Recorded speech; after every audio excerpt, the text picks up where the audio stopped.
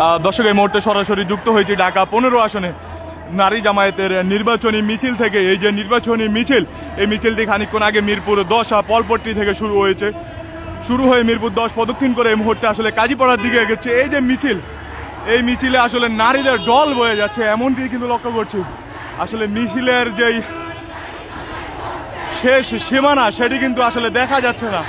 এই যে বিশাল মিছিল, এই বিশাল মিছিলটি কিন্তু নিয়ে নারী যারা কর্মী রয়েছে, নেতাকর্মী রয়েছে জামায়াতের, তারা কিন্তু জামায়াতে ইসলামের আমির ডাক্তার শফিকুর রহমানের পক্ষে স্লোগান দিচ্ছেন। যেহেতু এটি ডাক্তার শফিকুর রহমানের আসন, ঢাকা 15 আসন, সেহেতু তার পক্ষে তারা এখানে দাঁড়িপাল্লার পক্ষে আসলে স্লোগান দিচ্ছেন, ডাক্তার শফিকুর রহমানের পক্ষে স্লোগান দিচ্ছে।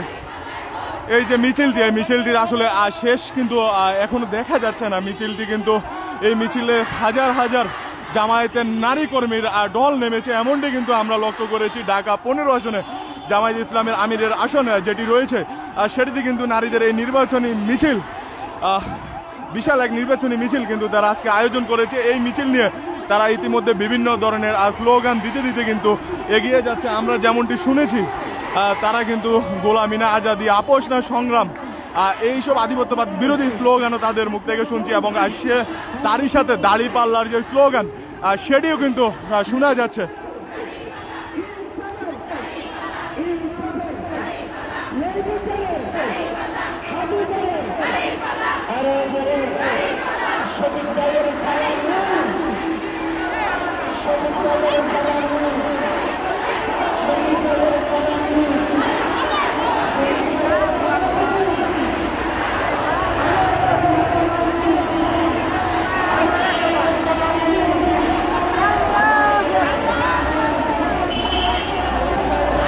বিশাল মিছিলটি নিয়ে আসলে তাদের হাতে বাংলাদেশের পতাকা রয়েছে, দাঁড়িপাল্লার তাদের যে দলীয় পতাকা সেটিও কিন্তু তাদের হাতে রয়েছে। তারা কিন্তু সেটি নাড়াতে নাড়াতে এবং বিভিন্ন ধরনের স্লোগান দিতে দিতে কিন্তু এই মুহূর্তে তারা মিছিলটি নিয়ে এখানে থেকে এগিয়ে যাচ্ছে।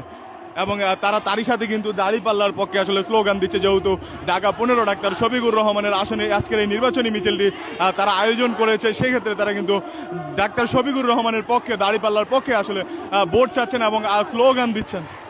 এই যে মিছিলটি, এই মিছিলটিতে আসলে আজকে জামায়াতের নারী নেতাকর্মী যারা রয়েছে, আসলে নারী নেতাকর্মীদের ঢল নেমেছে বলা চলে। এই মিছিলটির আসলে লম্বা, যদি আমরা বলতে চাই সীমানা, সেটি আসলে বিশাল বা বিস্তৃত।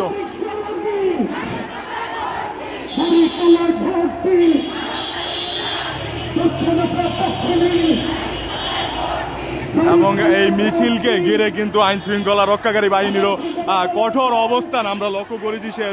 এবং জামায়াতের যারা নেতাকর্মী রয়েছে তারাও কিন্তু এখানে আজকে তাদের যে নিরাপত্তা, সেই নিরাপত্তা কিন্তু কাজ করে যাচ্ছে।